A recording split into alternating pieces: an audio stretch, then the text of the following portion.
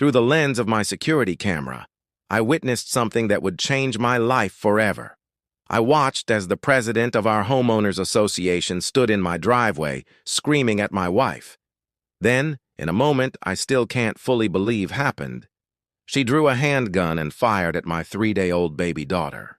What this woman didn't know was that I'd spent 2 full decades serving as the county sheriff. She had no idea that I knew every single judge in the courthouse, every police officer on the force, and every attorney in town. Her biggest mistake wasn't just the violence, it was making this deeply personal with the wrong person. Before I share the complete story with you, please take a moment to comment below and let me know where you're watching from. And if you enjoy hearing real stories like this one, please like this video and subscribe to the channel for more content. My name is David Miller. For 20 long years, I proudly wore the badge of county sheriff. During that time, I saw humanity at its absolute worst. I dealt with criminals of every kind, violent offenders who'd hurt innocent people, and folks who'd simply lost their way in life. But somehow, through it all, through all the darkness I witnessed, I managed to hold on to my belief that good people still existed in this world. I had to believe that, or the job would have destroyed me. When I finally hung up my badge and retired last year, I honestly believed my days of dealing with dangerous criminals were behind me for good. I was ready for a quiet life with my wife, Sarah, maybe some fishing trips down at the lake, peaceful evenings sitting on the porch watching the sunset. I thought I'd earned that peace after 2 decades of service.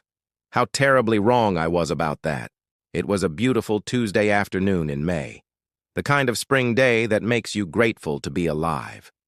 The sun was shining bright in a clear blue sky, birds were singing their songs in the trees, and there wasn't a single cloud anywhere to be seen. My wife Sarah and I had just experienced one of life's greatest blessings. We'd brought our newborn daughter Emma home from the hospital just 3 days earlier. Emma was absolutely perfect in every single way a parent could imagine. She had these tiny little fingers that would wrap around yours when you held her, gripping tight with that natural reflex newborns have. She had the softest brown hair you'd ever seen, like silk to the touch. And her eyes, oh, those beautiful eyes. They'd look up at you like you were her entire universe, like you were the only thing that mattered in the whole wide world. Every time I looked at her, I felt my heart could burst with love. Sarah was still in the recovery phase from a very difficult delivery. The doctors had to perform an emergency C-section after 18 hours of labor that wasn't progressing. She was dealing with considerable pain from the surgical incisions across her abdomen. The recovery from that kind of surgery is no joke. It's major abdominal surgery, and it takes weeks to heal properly. But despite all that discomfort, despite the pain she was managing with medication, every single time she picked up our baby girl and held her close, Sarah's face would light up with the purest love I'd ever witnessed in my life. It was beautiful to see. It reminded me why I'd fallen in love with her 25 years ago. We made our home in a quiet residential area called Maplewood Heights. Now, this was exactly the kind of neighborhood you see in movies and dream about raising kids in. Children would ride their bicycles along the smooth, well-maintained sidewalks on summer afternoons. Neighbors would wave to each other from their front porches on warm evenings. Everyone knew everyone else's name, and people actually cared about each other. There were block parties in the summer, Christmas decorations in the winter, and a real sense of community. Or at least, that's how things used to be before Karen Hutchkins took over as president of the Homeowners Association about a year ago. Karen Hutchkins was, in the simplest terms I can use, an absolute nightmare of a human being. But she disguised it well at first, especially when she was campaigning for the HOA president position. She wrapped herself in expensive designer clothes and put on these fake smiles that didn't reach her eyes. She had short blonde hair cut in that very particular aggressive style. You know the one I'm talking about. The kind of haircut that screams, "I want to speak to your manager," before she even opens her mouth to complain about something. Her face seemed to be permanently twisted into an expression of disapproval and judgment. She was always, and I mean always, finding something wrong with everyone and everything around her. Nothing was ever good enough for Karen. Nobody could ever meet her impossible standards. She'd walk around the entire neighborhood carrying a clipboard like it was some kind of weapon, like those measurements and notes gave her power over all of us. She acted like she personally owned every single blade of grass on every lawn in the neighborhood.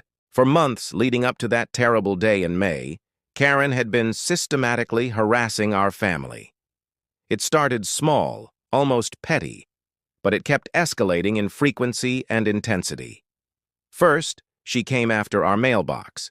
According to her measurements and her very specific interpretation of the HOA regulations, our mailbox was positioned 2 inches too far to the left of where it should be. 2 inches.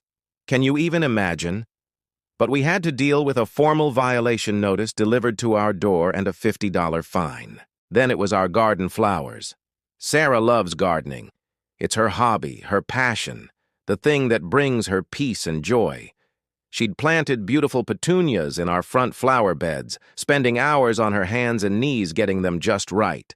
But Karen claimed they were the wrong shade of color according to some obscure HOA guideline that nobody else in the neighborhood had ever even heard of. Another violation notice. Another $75 fine. We had to dig up perfectly healthy, beautiful flowers and replace them with the approved variety. After that, it was our car. Karen actually came to our house with a measuring tape and declared that we'd parked it 3 inches over the edge of our driveway. 3 inches onto our own property, mind you, not blocking anyone's path or causing any problems whatsoever, but that earned us yet another violation notice and yet another $100 fine. This pattern continued relentlessly, week after week after week. Every single week brought a new complaint, a new violation, a new fine to pay. The garbage cans were visible from the street for 10 minutes too long. The lawn furniture was the wrong style. A package sat on our porch for 2 days. On and on it went. It felt like she was specifically targeting us, like she'd made it her personal mission to make our lives as miserable as possible. I tried my absolute best to be patient with her. I really did try. I tried to be kind and understanding, to give her the benefit of the doubt. I paid every single one of those ridiculous fines without complaint or argument. I moved the mailbox to exactly where she wanted it. Sarah replanted the flowers with the approved colors, even though it broke her heart to destroy her beautiful garden. We made sure our car was parked exactly where it was supposed to be, measuring it ourselves. But nothing we did was ever good enough for Karen. She always found something new to complain about, some new rule we were supposedly violating. Looking back now, I realize she was a bully, plain and simple. She got a sense of power from making people miserable, from wielding her position like a weapon against anyone she chose. That particular Tuesday, Sarah had decided she wanted to take baby Emma outside for her first real walk in the neighborhood. The pediatrician had told us during our follow-up appointment the day before that some fresh air would be beneficial for both mother and baby. Getting out of the house, gentle movement, sunshine, all of it would help with Sarah's recovery and be good for Emma's development. Sarah was still quite weak from the surgery, still healing from those surgical incisions. Every movement caused her pain. Getting out of bed was difficult. Walking more than a few steps left her exhausted, but she was absolutely determined to be the best mother she could be. She wasn't going to let her own pain and discomfort stop her from caring for our daughter and giving Emma the experiences she needed. She dressed Emma so carefully in the most adorable tiny pink onesie with little butterflies embroidered all over it. I can still picture that outfit perfectly in my mind, every single day. That image is burned into my memory forever, and I don't think I'll ever forget it. The butterflies were purple and blue, and Emma looked like a little angel. I was working in my home office that afternoon, finishing up some paperwork for my new security consulting business. After retiring from the sheriff's department, I'd started doing security assessments for local businesses, helping them improve their safety protocols, that sort of thing. It was quiet work, nothing stressful, and it let me work from home to be near Sarah and Emma during this important time. Through the large window in my office, I had a clear view of our front driveway and the street beyond. I could see Sarah moving very slowly down the driveway, carefully pushing Emma's stroller. She was taking her time, being cautious, not wanting to strain herself. She was smiling down at our daughter, talking softly to her in that gentle, loving voice mothers use with their babies. I could see her lips moving, probably telling Emma about the trees and the birds and the beautiful day. Watching them together was honestly the most beautiful thing I'd ever seen in my entire life. Then I noticed Karen's black SUV coming down our street. She was driving too fast, way too fast for a residential neighborhood where children play and families walk. I felt my gut tighten up immediately, that instinctive reaction you get when something's wrong. Something felt off about this situation. In all my years in law enforcement, dealing with dangerous situations and unpredictable people, I'd developed pretty good instincts about danger. And those instincts were screaming at me right then. Karen never just casually drove past our house. Never. She always stopped. She always had something critical to say, some new complaint to lodge, some new violation to point out. I stood up from my desk, watching carefully through the window, my full attention now on what was happening outside. Karen's SUV came to an abrupt, screeching stop right there in front of our driveway, her brakes making that high-pitched sound. She practically jumped out of the vehicle before it had fully stopped, clipboard already in her hand, like always, and her face was already flushed bright red with anger. I couldn't hear her words yet through the glass, but I could clearly see Sarah's facial expression change dramatically. She went from peaceful and content to confused in a split second, and then quickly to genuinely afraid. I started moving toward the front door, but I wasn't running yet at that point. I honestly thought this was going to be another one of her complaints, another stupid violation that we'd have to deal with. I was tired of her constant harassment, sure. I was frustrated and annoyed at this woman who wouldn't leave us alone, but I didn't know what was actually about to happen. If I'd known, I would have run faster. Through the window, I watched as Karen jabbed her finger aggressively toward the stroller, pointing and gesturing wildly. Sarah was shaking her head, holding up her hand in a calming gesture, clearly trying to diffuse the situation peacefully. But Karen wasn't having any of it. She wasn't listening. She was screaming now, loud enough that I could hear her voice coming through the walls of my house. "Your stroller is blocking the public sidewalk," Karen was shrieking at the top of her lungs. "This is a clear violation of HOA rules, Section 3.2, subsection B." I opened my front door quickly, just as Sarah's voice rose, stronger than I'd heard it sound in days. "It's not blocking anything," Sarah said firmly but politely. "Please. You're scaring my baby. Please calm down and we can talk about this." Emma started crying at that moment. That beautiful, tiny cry that breaks your heart into pieces and makes you want to protect her from every bad thing in this world. That sound activated every protective instinct I had as a father. "I don't care about your baby," Karen shrieked even louder. "The rules are the rules and you're breaking them. You people think you're special." That's the exact moment when I started running. It wasn't just Karen's words. It was something in her voice, something dangerous in her eyes that I caught even from a distance. In my 20 years working as a sheriff, dealing with all kinds of dangerous situations and unstable people, I'd learned to recognize real danger when I saw it. I'd seen that look before in people who were about to do something violent, and I was seeing it right now, directed at my family. "Ma'am, please step back," I called out firmly, using my old sheriff voice, that calm but commanding tone that usually got people to comply without escalation. "You're standing too close to them. Please give them some space." Karen whirled around to face me, her face contorted with rage. "Oh, look, it's the big retired sheriff," she shouted sarcastically, her voice dripping with contempt. "You think you're so special? You think you don't have to follow the same rules as everyone else in this neighborhood? You think that badge makes you better than me? Karen, my wife just had major surgery 3 days ago, I said, trying to keep my voice level and reasonable despite my rising anger. She's taking our newborn baby for a gentle walk. There's no violation here. There's nothing wrong with what she's doing. Please, just let them be. I was on the front lawn now, moving steadily toward Sarah and Emma. I needed to get between them and Karen. I needed to protect them.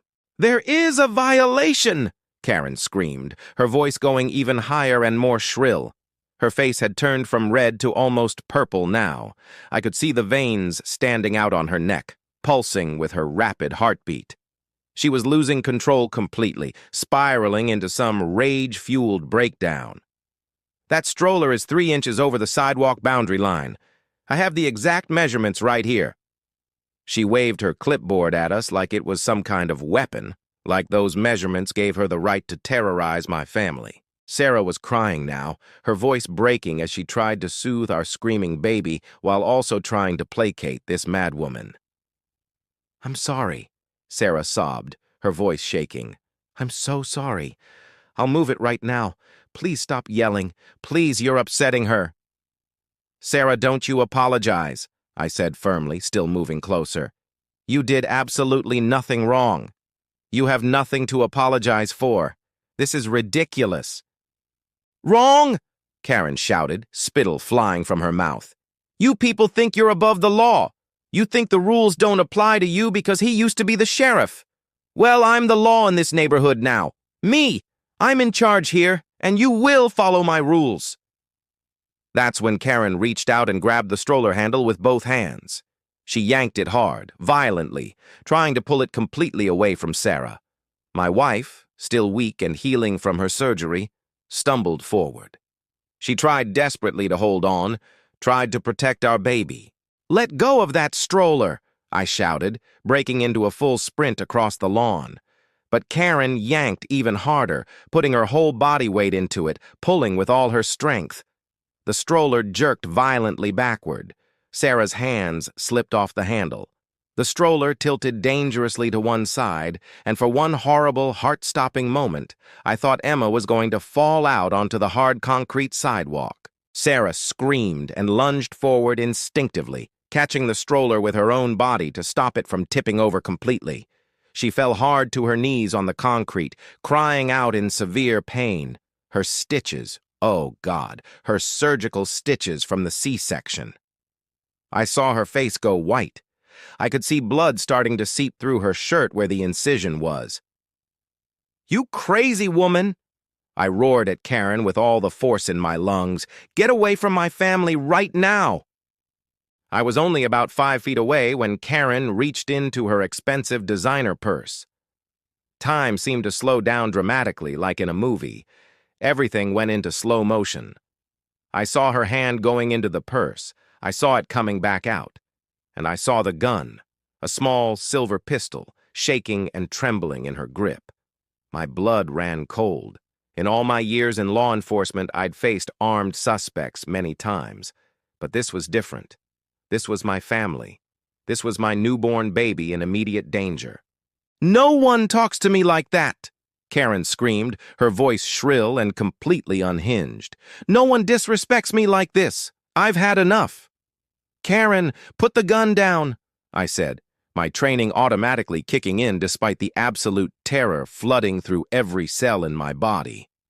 I raised my hands slowly, trying to appear non-threatening, trying to de-escalate. "Put it down right now. You don't want to do this. Whatever you're thinking, this isn't the answer. Think about what you're doing." "I'll show you people." Karen was trembling all over, her whole body shaking, but her finger was definitely on that trigger. "I'll show you what happens when you disrespect me and break the rules." Sarah was still on the ground, bent over the stroller, covering Emma with her own body like a human shield.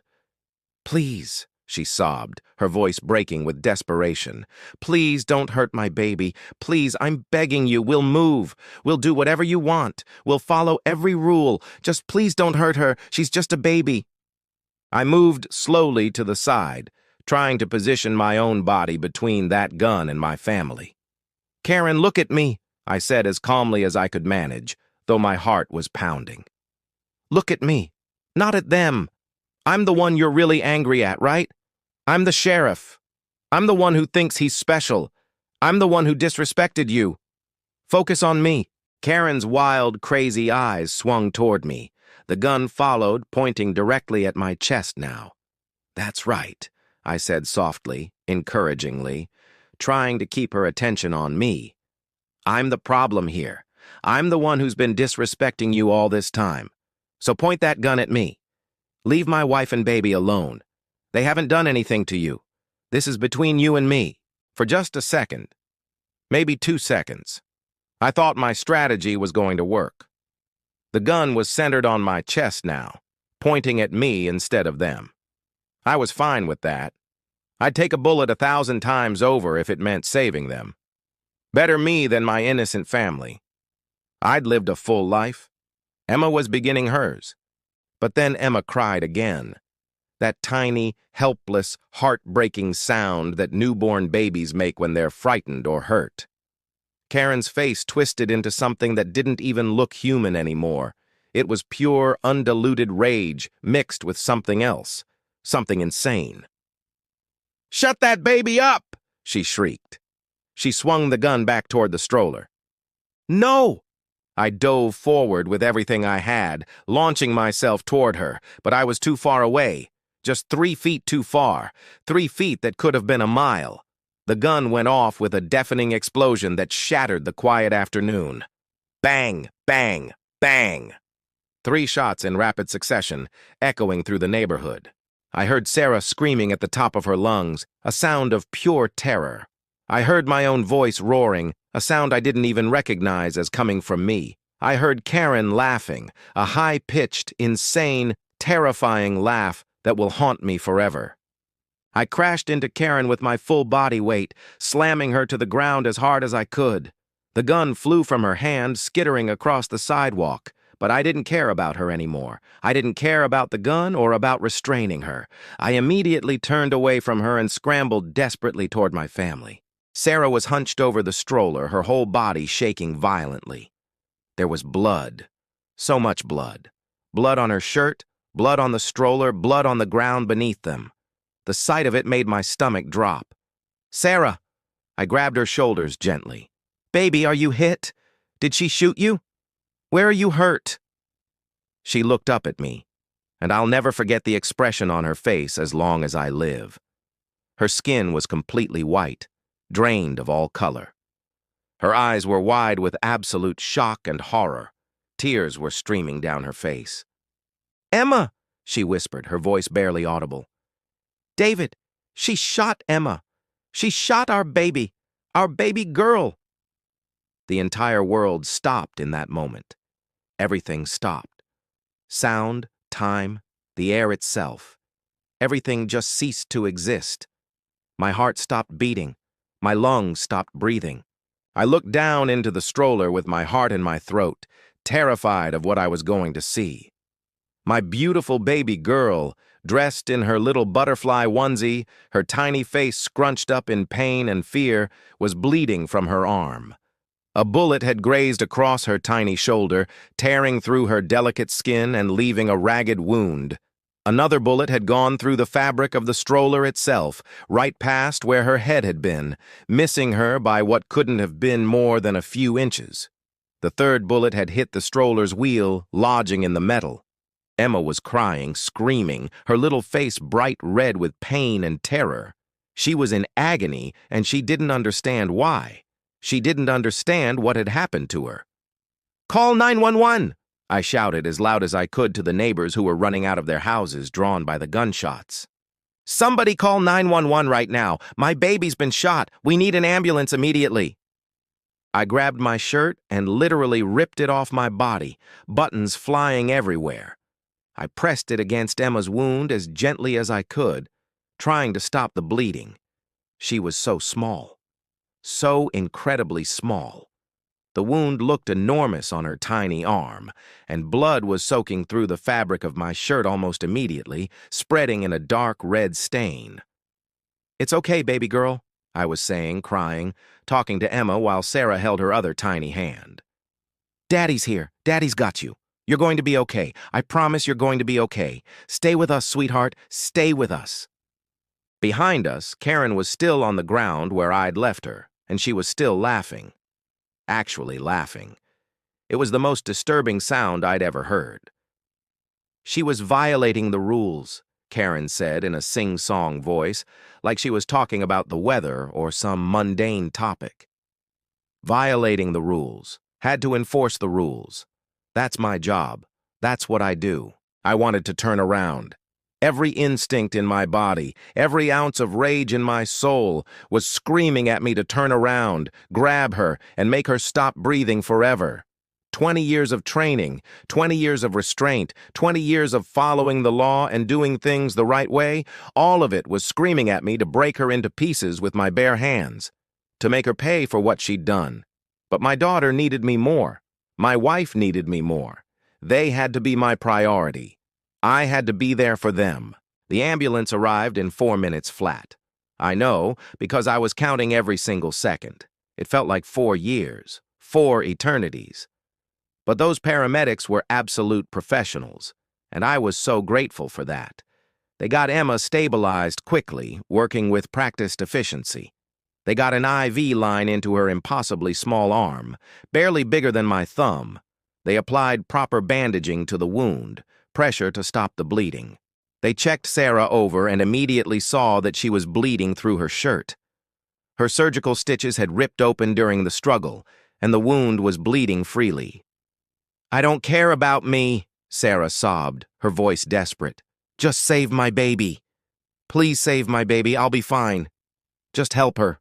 "Ma'am, we're taking care of both of you," the female paramedic said gently but firmly, her voice calm and professional. "Your baby's condition is stable right now. The wound looks worse than it actually is, but we need to get both of you to the hospital immediately. You're both going to be okay." I rode in the ambulance, holding Sarah's hand tightly while she held Emma's tiny fingers. The ambulance siren wailed as we raced through traffic. I watched my 3-day-old daughter fighting, her little chest rising and falling rapidly. I watched my wife crying so hard she could barely breathe, torn between her own physical pain and her overwhelming fear for our child. Behind us, back at the scene, I could hear police sirens arriving. Multiple cars from the sound of it. I could hear officers' voices shouting commands. I could hear Karen still ranting and raving about HOA violations and rules and disrespect. I could hear the officers telling her she was under arrest for attempted murder. I could hear her screaming that she was the victim, that we had attacked her, that we had disrespected her authority, that she had every right to defend herself and her position. At the hospital, they took Emma straight into surgery. The emergency room doctor examined her quickly and delivered the news. The bullet had fractured her tiny shoulder bone. They needed to remove bone fragments, repair damaged tissue and blood vessels, and put everything back together as best they could. A whole team of pediatric surgeons was being called in. A nurse led us to a private waiting room. They got Sarah into a bed and called for a doctor to examine her stitches. I sat beside her, holding her hand, both of us in shock. 3 hours. The surgery took 3 solid hours. 3 hours of absolute hell. 3 hours of me pacing the hospital corridors like a caged animal, unable to sit still, unable to think about anything except what was happening in that operating room. 3 hours of Sarah lying in a hospital bed, crying while doctors stitched her back together, her wound bleeding through the bandages. 3 hours of replaying everything in my mind over and over and over, wondering what I could have done differently, how I could have protected them better, why I didn't run faster, why I didn't see this coming. My phone kept ringing. My former deputy, Tom Jackson, was one of the first calls. Tom and I had worked together for 15 years. He was a good cop, a good man. David, he said, his voice tight with emotion. "I'm so sorry, I'm handling the arrest. Karen's in custody, but David, she's claiming self-defense. Says you attacked her. That she was afraid for her life." I closed my eyes, feeling sick. Of course she was. Tom, there are witnesses. Neighbors saw everything. I know, Tom said. We have 5 witnesses so far. They all tell the same story. Karen attacked your wife, pulled a gun, and shot your baby girl. It's clear as day. But her lawyer's already there, and he's already talking about mental health issues, about HOA stress, about diminished capacity. He's building an insanity defense. I don't care about her excuses, Tom, I said quietly, fighting to keep my voice steady. I want her locked up forever. She shot my 3-day-old daughter. She needs to pay for that. We're charging her with attempted murder, assault with a deadly weapon, and child endangerment, Tom said. The DA says she's looking at 20 to life, but David, his voice dropped lower. You know how the system works. You know how lawyers are. They're going to fight this hard. They're going to try everything. I knew. God help me. I knew exactly how it worked. I'd seen violent criminals walk free on technicalities. I'd seen victims destroyed on the witness stand. I'd seen justice fail more times than I wanted to remember. But this was my daughter. This was different. This had to be different. Emma survived the surgery. When the surgeon finally came out to talk to us, still in his scrubs, he looked exhausted. She made it through, he said, and Sarah burst into tears of relief. She's incredibly lucky. A few millimeters to the left, and the bullet would have hit her lung. A few millimeters the other way, and it would have severed an artery. She would have bled out before the ambulance arrived. He paused, choosing his words carefully.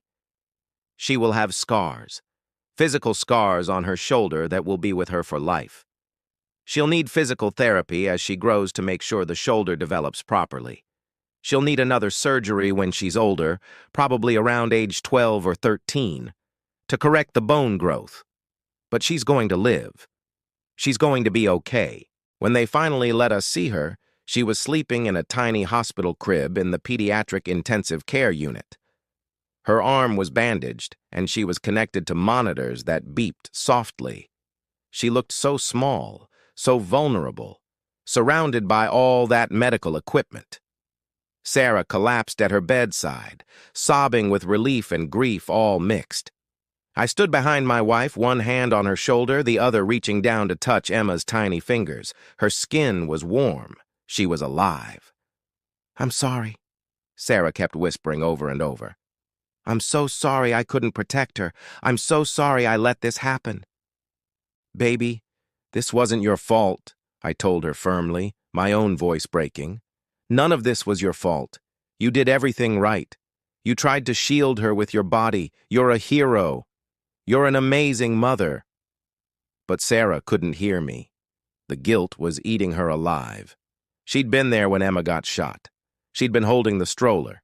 In her mind, tortured by trauma and shock, she'd failed as a mother on the most basic level, to keep your baby safe. Over the next few days, the story spread like wildfire.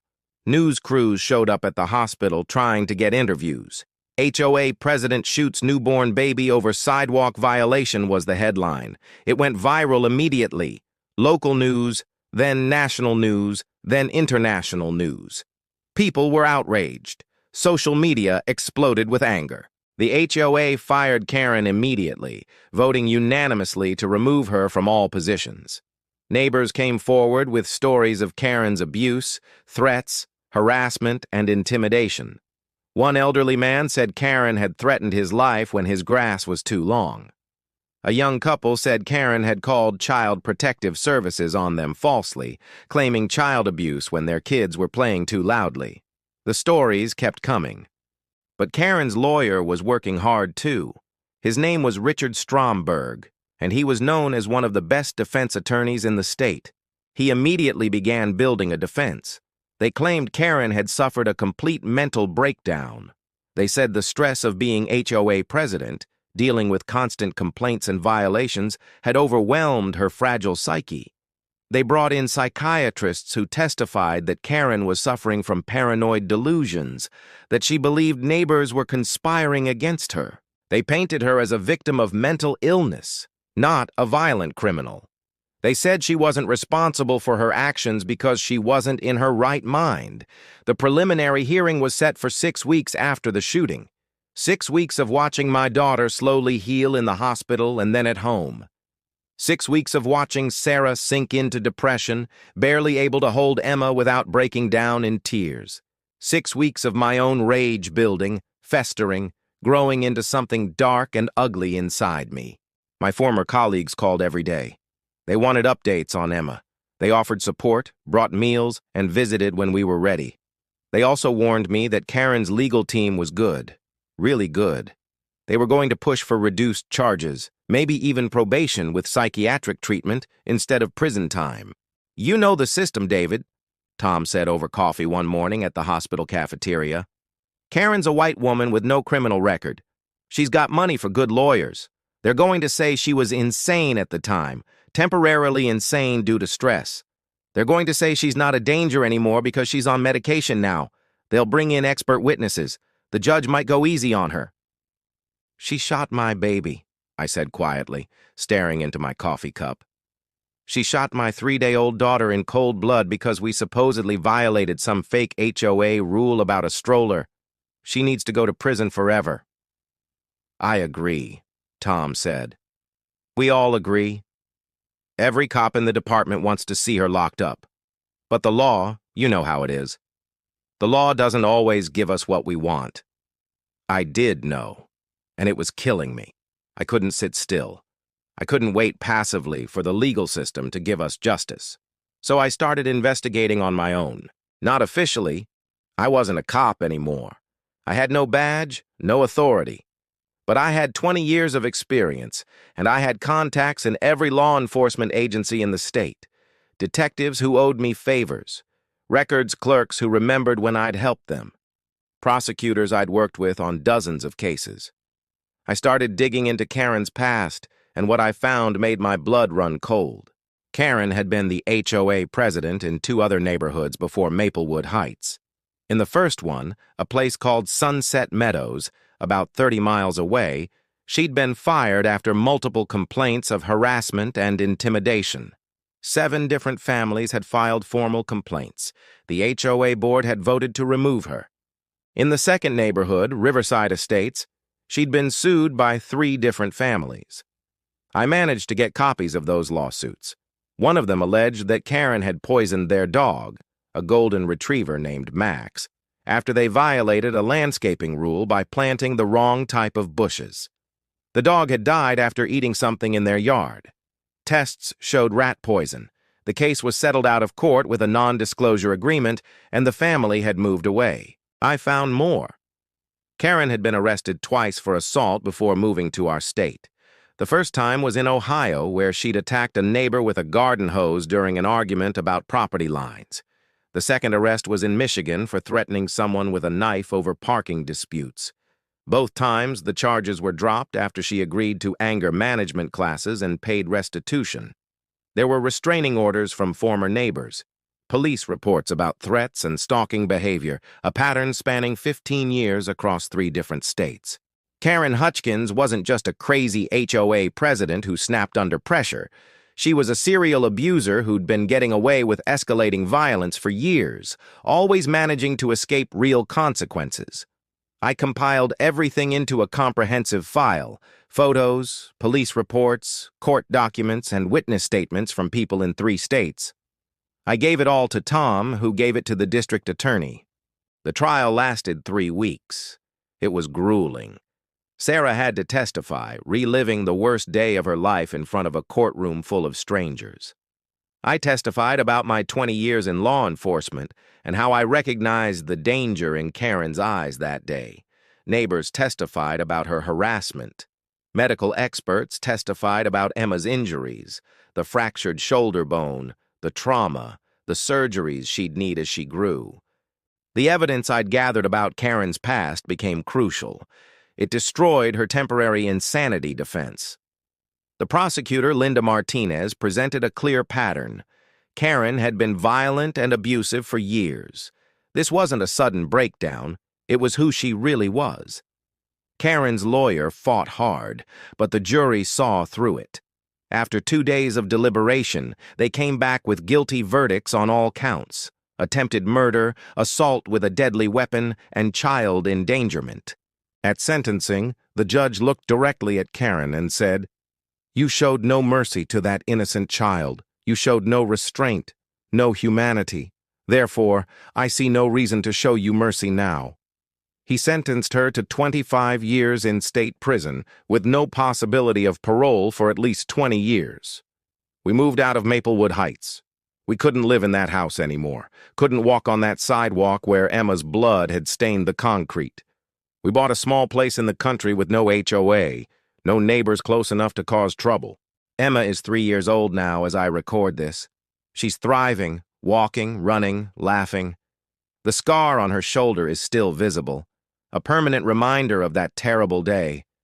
But she's strong, healthy, and surrounded by love. She doesn't remember what happened, thank God. Sarah is healing too, slowly but surely. The nightmares are less frequent. The panic attacks have mostly stopped.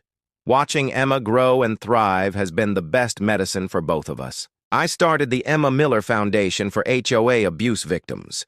We help people who homeowners associations are harassing. We provide legal support, counseling, and resources. We push for HOA reform laws. Some good can come from this tragedy. 3 years after the shooting, Karen's final appeal was denied. She's staying in prison for the full 20 years minimum. In 17 more years, Emma will be 20 years old, an adult living her own life, and Karen will still be behind bars where she belongs. That night after getting the news, Sarah and I sat on our back porch watching the stars. "We made it," Sarah said softly. "We actually made it through this." Inside, our daughter slept peacefully, safe and loved. The scars will always be there, physical and emotional, but scars fade. Pain fades. Love remains. Karen Hutchkins thought she was above the law. She thought her power as HOA president gave her the right to terrorize and hurt people. She thought shooting a baby would be just another problem she could talk her way out of. She was wrong. Justice may not always be quick, but it comes. And when it does, it comes with the full force of the law behind it. If an HOA or any authority figure is abusing you or someone you know, please don't stay silent. Speak up. Document everything. Seek help. You deserve to live without fear. Thank you for watching this story. Please like, subscribe, and share to help spread awareness about HOA abuse. Your support means everything. God bless you all, and hold your loved ones close tonight.